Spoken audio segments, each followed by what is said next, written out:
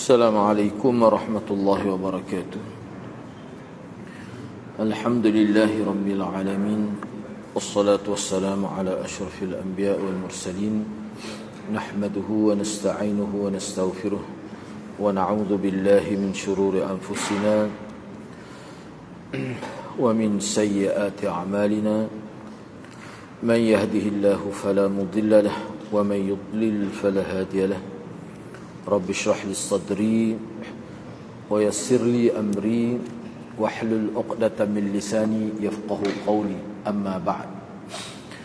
Alhamdulillah, bersyukur pada Allah Subhanahu wa taala kerana dengan izinnya dapat bersama pada malam ini.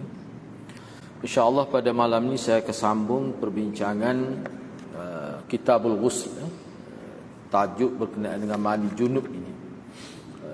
Sambungan perbincangan hadis yang ke-6 pada muka surat 191, muka surat 191. Baik, di dalam kitab-kitab mazhab Syafi'i terdapat juga perbezaan tentang rukun mandi. Sebahagian kitab menyebutkan 3 dengan memasukkan satu lagi, iaitu menghilangkan najis jika terdapat pada tubuh.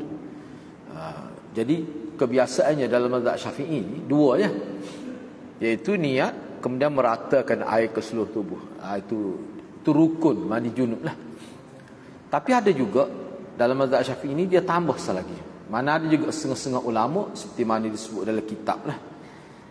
Tu bawah tu dia ada buat, boleh rujuk sendirilah dalam nota kaki tu. Jadi ada yang tambah sebagai rukun, iaitu membuang atau menghilangkan najis jika terdapat pada tubuh. Najis di sini maksudnya kita kata air lah, air mazi yang keluar. Sebab dia mani itu dia tidak kira najis. Dia tidak kira sebagai najis.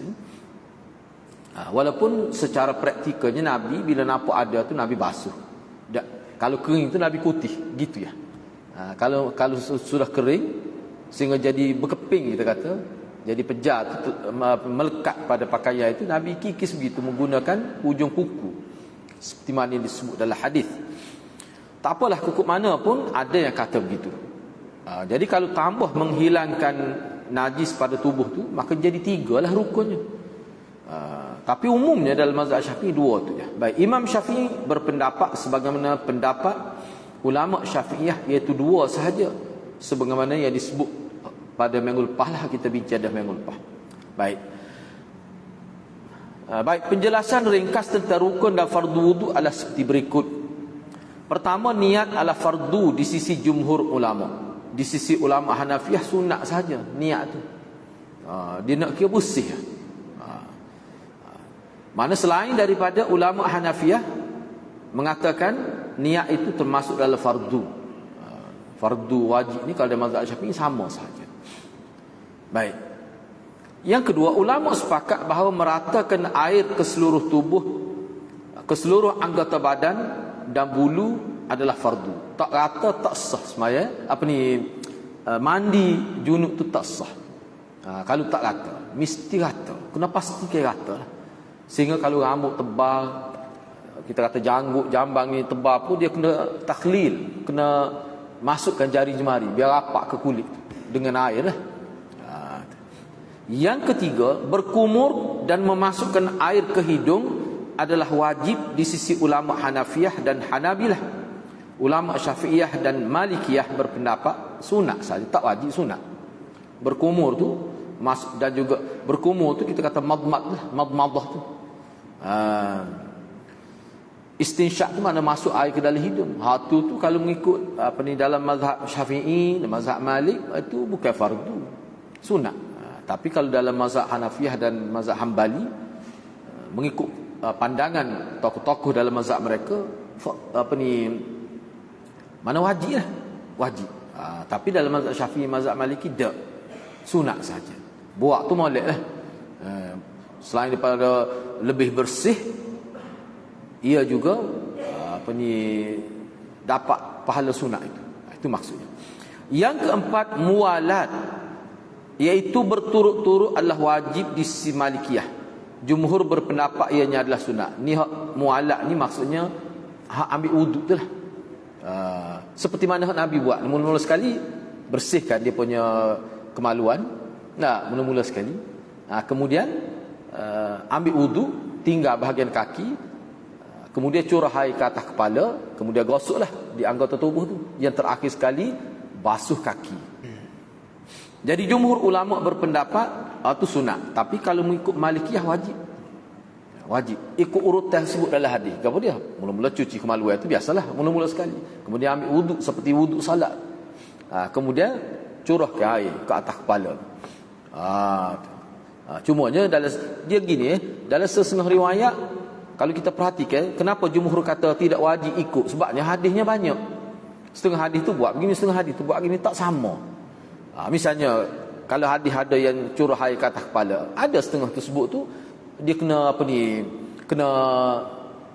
dia begini, dia celup, setengah tu jiru, setengah tu dia celup, lepas tu dia buat gitu. Dia nak pastikan itu, celup jari, lepas tu dia buat itu. Lepas tu barulah dia gharfah ni mana ambil buat begitu, lepas tu buat pula sini. Tu. Tapi jadi mengikut mazhab Malik urut tu wajib.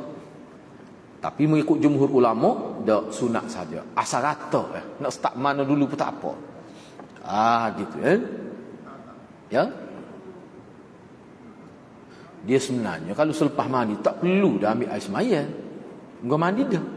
Hak ni yang ambil wuduk dalam hadis ni sebelum mandi tu. Sebagai permulaan. Tu. Dah kalau kita sebab dianya tidak wajib seperti mana kita bincang dah sebelumnya ambil wuduk ni tidak wajib. Bukan dalam mazhab Syafi'i pun hukum mana niat dah ratakan. Tak ambil wuduk pun tak apa. Tapi kalau ambil wuduk Nabi ambil mana? Apakah selepas selesai mandi ataupun sebelum mandi, sebelum jiru air atas kepala? Sebelum jiru air atas kepala. Itu je lah. Saya jumpa dah ni ada, mungkin ada di kalangan sini di masjid ni. Tak apalah dia hukum mana tu tak sah kalau kita ambil waktu dulu pun sah, cumanya tak perlulah ambil wuduk kalau selepas sesadah mandi junub sebab sudah terangkat dah hak kecil tu. Bila terangkat besar hak ni ambil wuduk mengikut ulama lah ni dalam syarah Bulughul Maram Tawdihul Ahkam tu ada sebut dia sebenarnya ambil sebagai nak menjima air sebab dia basuh dah. Sebab tu bila dia gosok bahagian-bahagian hak tidak lagi lah. Tu bila dia curah air atas kepala tu. Jadi masa dia ambil wuduk tu hakikatnya adalah satu kaifiat. Salah satu bentuk nak meratakan air pada tubuh. Cuma tak rata sebab wuduk ni bahagian hujung. Sebab tu dia jiru atas kepala, lepas tu dia gosok. Gosoklah. Jadi hak sini ke apa ni tak gosok tak apa dah. Dah sekat ni dah. Cuma kaki tu Nabi basuh kemudian. Masa ambil wuduk tu Nabi tak basuh kaki. Tu. Hak tu memang riwayat tu memang sahih lah. Jadi basuh kaki ni akhir sekali. Bila basuh kaki maka selesailah mandi junub. Tu bentuk wuduknya. Tu. Cumanya bila sebab itulah kemaluan tu dia basuh sebelum ambil wuduk. Jangan pula lepas ambil wuduk basuh pula kemaluan tu dah. Tak boleh lagi tu. Mana kemaluan tu sebelum dia ambil wuduk. Jadi bila habis sesar semua sekali, akhir sekali baru dia basuh kaki. Ialah betul lah kita tidak nafikan antara ulama sebut sebab apa nak basuh kaki pun dia beberapa langkah dalam hadis sebut. Sebelum Nabi basuh kaki, Nabi pergi beberapa langkah ke tempat lain baru Nabi basuh. Hikmat Nabi buat gitu kerana nak supaya kalau ada kotoran-kotoran gapo jatuh tu tidak kenalah sebab dia berpindah dah. Jadi kalau zaman kita sekarang ni tak perlulah sebab ada air saluran air buai tu. Dengan ada marma dan sebagainya tak timbul masalah. Tak bergerak pun tak apa dah. Cumanya basuh kaki akhir tu hak tu memang salah satu kaifiat dan hak tu riwayat tu sahih. Mana bila basuh kaki selesai gitu. Sebab ni begini dia lama dah ni ya. Ni lah dalam kita bincang dalam kitab ni lah. Bila saya keluar tu ada sahabat kita. Dia kata lama dia duduk buat. Wallahualam lah sebab saya dulu pun masa saya belajar apa tu dalam hadis yang kita baca pun tak ada ambil wuduk maknanya selepas mandi junub ni. Tak ada faedah pun. Sudah terangkat dah hadas. Hak tadi ambil wuduk tadi tak terangkat lagi hadas. Wuduk tu tidak mengangkat hadas tu. Itu salah satu proses mandi sebenarnya.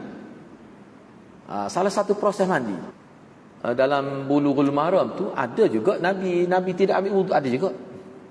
Ada juga. Sebab tu ulama kata tidak wajib.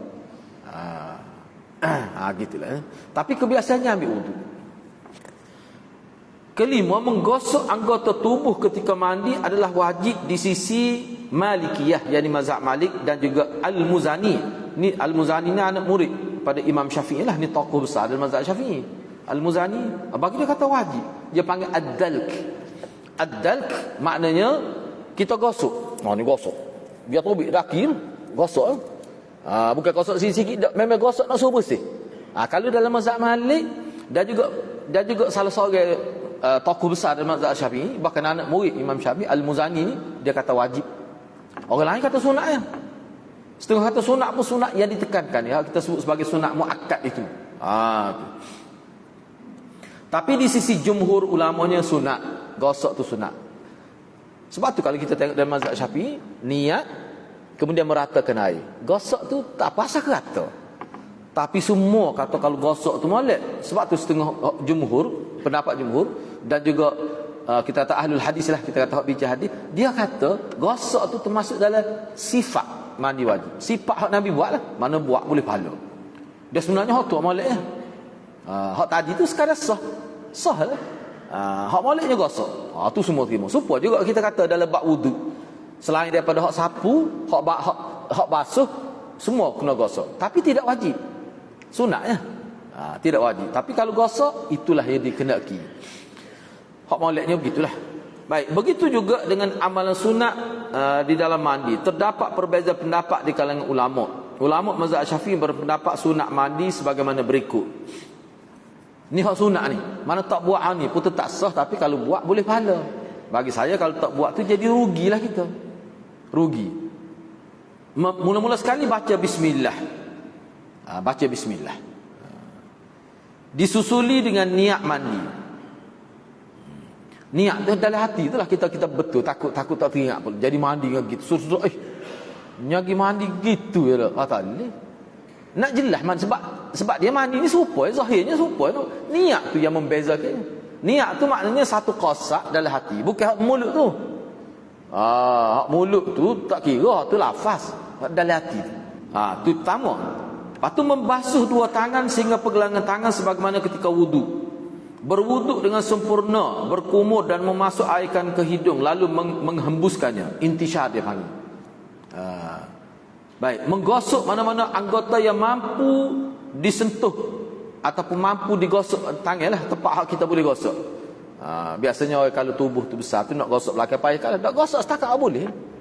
Setakat asapa tangan. Tu maksudnya. Mualak itu berturut-turut membasuh kepala di permulaan mandi serta menyelakti rambut untuk memudahkan air sampai ke kulit, mendahulukan kanan pada anggota yang boleh dimulakan dengan kanan, menghilangkan kotoran di tubuh yang boleh menghalang air sampai ke kulit, membuat 3 kali basuhan dengan menyelakti bulu-bulu dan jari jemari. Setengah ulama kata mualak ni kalau tadi dia sebut mualak tu makna berturut-turut. Ada setengah ulama kata mualak ni maknanya kena sudah lalu. Jangan putus. Misalnya bila dia nak mandi junub ni, dia basuh tangan, dia cuci kepala, dia ambil wuduk, lepas tu nyagi masuk punya cerik makan kau, baru mari sama balik mandi. Ulama kata tak boleh. Tak boleh kita. Bagi yang mensyaratkan mualak lah. Bagi yang tidak syarat tu tak apa, sebab dia kata tak gimana pun dalam rumah dia. Tapi kukuk mana pun hak tu jumhur ulama kata tetap sah juga. Tapi hak moleknya kena tu samalah, jangan terputus gitu. Tapi ada setengah-setengah ulama kata tak boleh putus gitu. Tapi kebanyakan katanya boleh. Boleh tu pun dalam keadaan yang sekejap. Misalnya kita pergi makan nasi dulu ke lapar telajur, separuh mandi junub, lapar tu biarlah kita kata. Kita kata dah lalu. Tak usah kira lah tu. Kalau buat gitu jadi ke mana? Umumnya kata tak apa, tetap sah. Ni tak, tapi janganlah masuk pergi kedai atau lepas tu balik sambung balik mandi junub. Separuh tak dibuat. Tak boleh gitu. Hak tu putus getah dia ke tu. Hak sani ni sekadar gitu tu tak apa lagi. Pula. Patut mana hak moleknya? Sesah lalu lah. Mungkin Nabi buat lalu. Kalau tak saya mandi junub lagi, tak saya mandi daripada awal, tak apa. Tak apa lama, tak apa. Sebab Nabi SAW, kalau Nabi ni mengikut riwayat Aisyah dan isteri-isteri yang lain, kalau dalam bab mandi ni ada Nabi mandi selalu sebelum tidur. Ada Nabi ambil wuduk saja sebelum tidur. Kayak kita bincang dia sebelum ni. Lepas tu Nabi ambil mandi junub selepas bangun tidur. Ada juga. Kita tak jumpa hadis Nabi mandi sekerat lepas tu buat kerja lain. Hak tu ada disebutlah. Jadi jangan buat gitu. Baik, seterusnya antara hadis wuduk Nabi SAW untuk mandi dilakukan sebanyak 3 kali ialah ni. Mandi tu kena ingat tu mandi tu makna mandi junub. Ni antara contoh hadis Nabi ambil wuduk semasa mandi junub. Jadi hak ni awal. Di awal permulaan nak selepas dia basuh kemaluan lah. Cuba kita tengok di sini. Cuba kita tengok di sini. Ni antara contoh kita jumpa dah sebelumnya ada hadisnya. An Abi Salamah bin Abdurrahman anna Aisyah qalat kana Rasulullah sallallahu alaihi wasallam idza arada an yaghtasila min janabah yaghsil yadayhi thalatha. Ni pun kita bincang dah ni. Basuh tangan tak apa selepas ni saya ulas sebutlah. Thumma ya'khudhu bi yaminih ليصب على شماله فيغسل فرجه حتى ينقيه ثم يغسل يده غسلا حسنا ثم يمضمض ثلاثة ويستنشق ثلاثة ويغسل وجهه ثلاثة وذراعيه ثلاثة ثم يصب على رأسه الماء ثلاثة ثم يغتسل فإذا خرج غسل قدميه. Dia bersih, dia berbeza-beza. Tak apalah ni. Cuba kita tengok. Diriwayatkan daripada Abu Salamah bin Abdurrahman. Beliau menyebutkan bahawa Aisyah radhiyallahu anha pernah berkata, Rasulullah sallallahu alaihi wasallam apabila mahu mandi kerana junub, ataupun kita terjemah lebih ringkas, Rasulullah ni bila dia nak mandi junub, maka baginda basuh 2 tangan dia 3 kali. Dia buat gini. Ni ulama bincang. Berapa basuh tangan 3 kali tu? Kebanyakan ulama, setengah ulama kata basuh tangan 3 kali itulah permulaan mandi junub. Sebab kan mula-mula kita ambil wudu kan basuh tangan. Jadi kita start situ dah tu. Niat tu situ dah tu. Tu. Setengah ulama kata tidak. Hak basuh tangan tu sebab Nabi nak celup air dalam bekas tu. Maknanya basuh tangan tu sebagai tanziful yad, membersihkan tangan. Tak kira hak tu. Khilaf pula situ. Ni pun kita bincang dah. Itu maksud basuh tangan tu. Kemudian Nabi SAW mengambil air dengan tangan kanannya untuk dicurahkan ke atas tangan kiri, lalu membasuh kemaluannya sehingga bersih. Lepas dia basuh tangan itu, mana dia basuh kemaluan itu dulu. Baik. Kemudian membasuh tangan dengan sempurna lalu berkumur 3 kali. Lepas tu basuh tangan pula. Sebab tu ulama kata basuh tangan mula-mula tu untuk membersihkan tangan. Jadi kalau kita guna pahit, tidak melibatkan nak celup tangan, dasar pada riwayat ni, mana terus basuh kemaluan. Ambil pahit tu cuci di kemaluan, gosok cuci lalu. Tak perlu dah kita nak basuh tangan tu. Sebab apa? Sebab moga tidak nak celup pun. Hanya moga guna pahit. Hak ni sebab Nabi nak celup. Jadi nak celup ni munasabah lah. Basuh tangan dulu. Dia buat gitu lah. Nak buat celah-celah kuku tu. Kalau kita tengok dalam syarah ni, dia buat gitu. Nak buat celah-celah kuku kalau ada tu. Nama cemak tu. Sebab apa? Nak bersih tu lah. Sebab dalam syarah hadis tengah tu, dia itu kalau nampak ada itik-itik tu dia buat gitu. Hak mula-mula tu nampak sangat perbuatan sahabat tu buat gitu. Nak bersih dulu sebab nak celup. Tapi ulama tetap kata kalau kita guna pahit tetap molek juga kita buat gitu. Boleh pahala. Gitu. Tapi kuku mana pun cuba perhati, selepas dia basuh kemaluan tu, basuh pula tangan. Apa hikmat dia? Moga sentuh kemaluan tadi kan. Moleklah basuh tangan pula. Basuh kemaluan tadi bukan basuh kemaluan saja, basuh kotoran yang ada pada kemaluan. Jadi sesuai lagi. Ni masih dalam kategori munasabah. Termasuk dalam bab munasabah. Kesesuaian. Baik. Lepas dia basuh tangan untuk kali kedua, yang ni selepas basuh kemaluan, basuh tangan pula. Selepas itulah baru dia berkumur. Berkumur ni pun dia celup juga. Celup. Dia buat gitu. Cuma saya nak sebut gini lah. Baru ni kita tak sebut. Dia sebenarnya kalau dalam kitab, sebab ada orang tanya, dia tidak tanya sini, dia kata payah nak buat. Anak pun tak teringat nak sebut tu. Dia gini, masa air ke dalam hidung, dia kena perapak baru dia masuk. Kalau tak rapak, dia tak masuk. Kita perapak sedut sikit pun masuk lalu. Ni kena perapak ni. Kita buat itu, kita perapak. Sebab tu sekali kita tengok, masa Ana ingatlah masa Tok Guru Ana dulu, ialah apa ni, tu email masa kita sekolah rendah lagi, memang dia sebut pun ambil air sikit tau, perapak. Bila kita perapat, kita sedut sikit, masuk lalu air tu. Ni kalau buah letak, dia masuk angin. Bila masuk angin tak boleh nak sedut. Mudah ya sebenarnya. Tak lemah tu solusinya. Masuk gitu. Tu cara dia. Sebabnya ada orang tanya, mana dia kata tak buat, tak jadi ustaz, tak masuk dia tu. Dia kena perapat terus buat. Mudah benar ya. Sikit tak boleh masuk. Perapat tu kita sedut sikit, dia masuk lalu. Tu cara dia. Tu cara dia lah. Sebab ada sebut dia tu 2 kali buat. Payuh dia kata. Masuk tu tak ada sikit benar dia. Jadi bila nak istinsyad, nak buang balik tu tak jadi, muka air tak banyak. Caranya perapat. Bila perapat tu dia masuk lah. Gitu. Baik. Selepas daripada berkumur 3 kali, dia masukkan pula air ke dalam hidung. Tadi khamar 3 kali juga. Supaya tertib ambil wuduk tu lah. Lepas tu basuh muka 3 kali. Lepas tu 2 tangan ke siku 3 kali. Kemudian mencurahkan air ke atas kepala sebanyak 3 kali. Setengah riwayat dia sapu juga. Hak curah tu selepas selesai sebelum masuk kaki. Curah. Ada juga gitu. Ni tak sebut sapu. Baik. Dia membasuh muka 3 kali, kemudian mencurahkan air ke atas kepala 3 kali juga. Sebab hak ni dia kira mandi. Mana kalau tidak sapu, hak ni bukan sapu ni, dia kira mandi.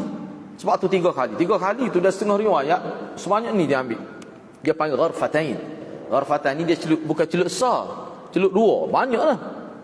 Jeruk habis ni tak apalah, bila itu dia gosoklah. Dia gosok air hak jatuh. Lepas tu kali pula gosok pula. Gosok habis. Hak mana tak kena di bahagian abdomen dan belakang, di belakang apa dia gosok. Dia buat gitu. Jadi banyak atas kepala. Jadi kalau sini tak perlu dah. Muka ambil dah tadi. Gitu cara dia buat. Lepas tu betih-betih ke apa tu, setakat buku lali tu, tak kena air wuduk lagi. Sekat tu. Lepas tu basuh kaki. Selesai. Tu. Lalu cuba tengok sini dia buat ni. Tu. Fa iza kharaja ni mana daripada bilik air tu. Bila Nabi keluar, maka Nabi pun basuh kaki. Hak ni riwayat ni riwayat hak ni. Dalam riwayat lain tak sebut keluar. Dalam riwayat tak sebut Nabi keluar. Sebab Nabi duduk situ juga. Cuma Nabi beranjak beberapa langkah. Dalam setengah riwayat sebut begitu. Tapi maknanya basuh kaki itu bukan tempat dia mandi. Tempat lain. Beberapa langkah. Dia bergerak baru dia basuh kaki. Gitu ya. Sebab tu masa saya belajar dulu, guru saya kata, itulah dia faktor air tu. Sebab kalau kita mandi tidak seperti bilik air tempat kita ni, air tu dia akan meresap masuk. Jadi cermaknya Nabi, bila nak basuh kaki boleh ada tempat tu jadi lecah, kata-kata. Nak suruh bersih, pergi basuh kaki tempat lain. Ni kalau lecah air beladung, kita kata, tak comel apa. Nak suruh bersih supaya rasa puas hati. Itu maksudnya. Jadi kalau dalam sistem bilik air lah ni dengan ada air buang ke apa tu, tak timbul masalah. Tak melangkah, tak apa. Baik, di dalam hadis ini Nabi SAW berwuduk sebelum mandi. Itu dia sebut kan. Dalam hadis ini Nabi SAW berwuduk sebelum mandi, sebagaimana wuduk untuk sembahyang itu wuduk dengan sempurna. Zahir kata-kata tersebut menunjukkan bahawa baginda SAW membasuh kaki dan tidak melewatkannya sehingga selesai mandi. Setengah ulama berkata, mungkin memulakan dengan wuduk sebelum mandi adalah sunat yang berasingan. Khilaf pula situ. Jika wuduk adalah sunat secara sendirian dengan maksud belum termasuk dalam mandi, maka wajib membasuh semula anggota-anggota wuduk bersama tubuh yang lain ketika mandi. Jika wuduk yang permulaan diambil sebelum mandi itu sudah jika wuduk tersebut dengan maksud sunat mandi, maka tidak menjadi kewajipan untuk mengulangi basuhan pada anggota wuduk. Syaratnya niat mandi sudah disertakan ketika memulakan wuduk. Dia begini seperti yang saya sebut tadi lah. Jadi umumnya ulama kata ambil wuduk. Hak ni boleh katakan semua ambil wuduk ni tidak wajib. Sunat saja.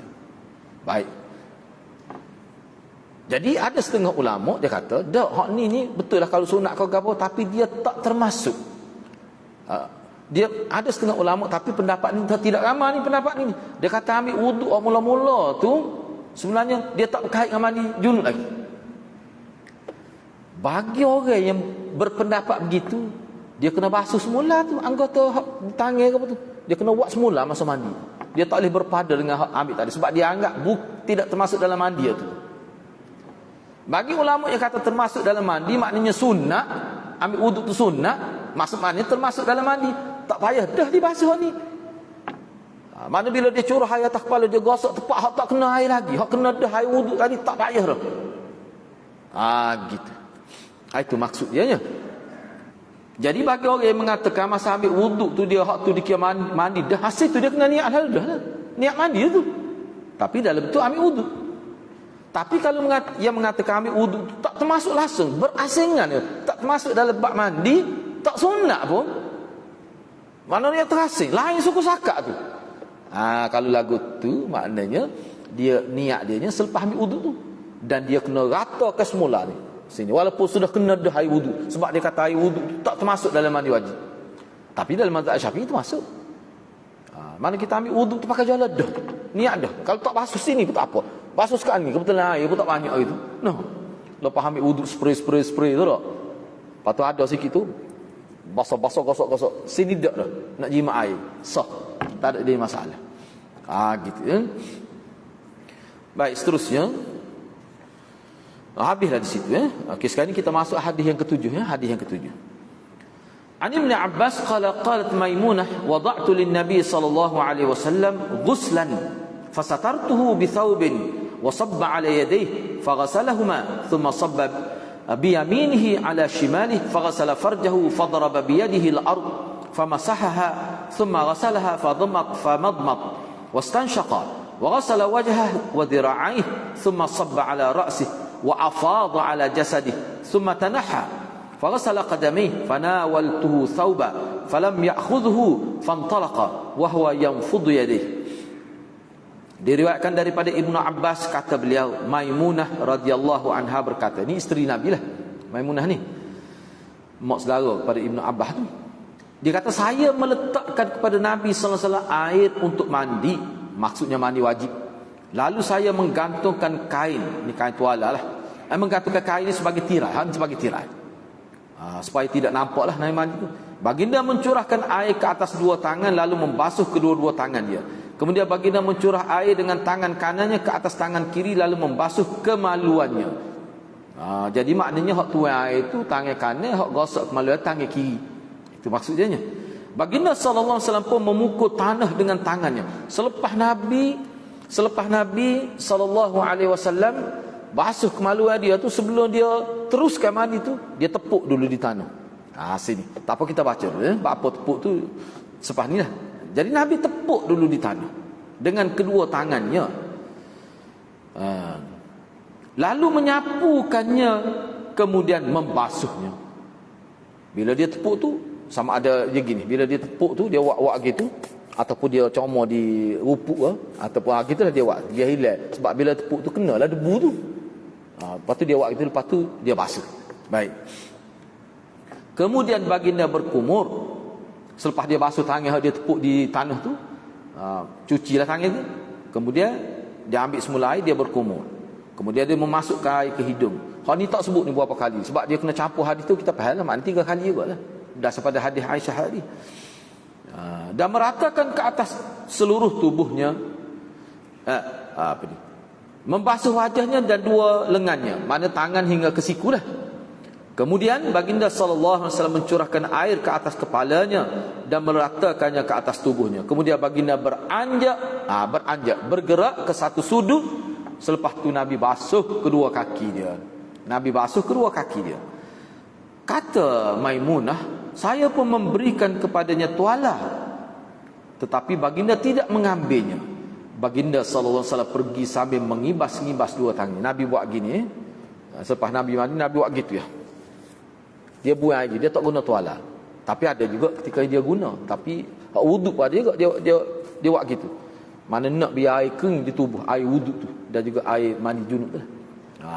Setengah ulama kata hak tu sunat juga. Nabi ada buat begitu. Tapi setengah-setengah ulama dalam perbincangan hadis ni, dia kata payah juga nak buat tu. Tama-tama orang, setengah orang tu bulu pakai atas belakang bulu. Tak, setengah orang tu bulu bukan sini saja lebat, dada lagi pakatan ni agak ada bulu dah. Sebab tu setengah ulama kata hak ni termasuk dalam sunnah yang tidak disyariatkan. Ada juga kata begitu. Tapi ada kata tak sunnah. Sebab dia ketimbul masalah begini. Bagi setengah orang yang misalnya rambut panjang ataupun rambut tebal, kalau tak guna kain tuala tu jadi lagu mana? Bulu dada lagi. No. Jadi tak sedap lah. Jadi tak sedap lah. Jadi setengah ulama kata tak masalah Nabi, lebat juga rambut, lebat juga dia penjamin. Tak kukuh mana sebab tu ulama kata hak tu kalau kita buat kerana ingat Nabi ada buat, boleh pahala. Kalau tak buat apa tak apa, tu guna tuala tu nak kesak. Macam tamu kita di pejabat misalnya tak, kalau tak buat gitu, jadi nampak orang Kelantan tu berjojoh nampak baju tu. Tak, kalau tak kesak nak masuk pula dalam bilik dalam pejabat tu nampak tak molek nampak. Lepas tu nak pakai stocking lagi kalau tak kesak misalnya. Kesaklah kalau gitu. Tengok keadaan. Pakai kasut tak sedap lah basuh stocking tu. Pulaknya. Kalau gitu dia ambil kira. Ulama ambil kira dalam perbincangan. Kalau kita boleh buat, tak apa. Kita rasa selesa gitu. Mungkin Nabi buat, aku pun nak buat biar boleh pahala. Hak tu pun nak pahala juga. Hak tu pun. Tak apa. Boleh. Sebab makan roti. Bukan kerana roti tu. Kerana ingat Nabi. Ya? Tu. Hak tepuk tanah ni gini. Dia tepuk tanah ni sebenarnya sebab bila dia basuh sapu kemaluan tu kan, sebelum dia cebok pula air nak koma tu, nak betul-betul nak cuci tak suwi bau, nak elok pada waktu sebab air tanah ni ada unsur menyucikan lebih daripada dia gini. Sebab tu guru saya kata tu masa ngaji, sepah sabung lah tu perangai dia sepah sabung.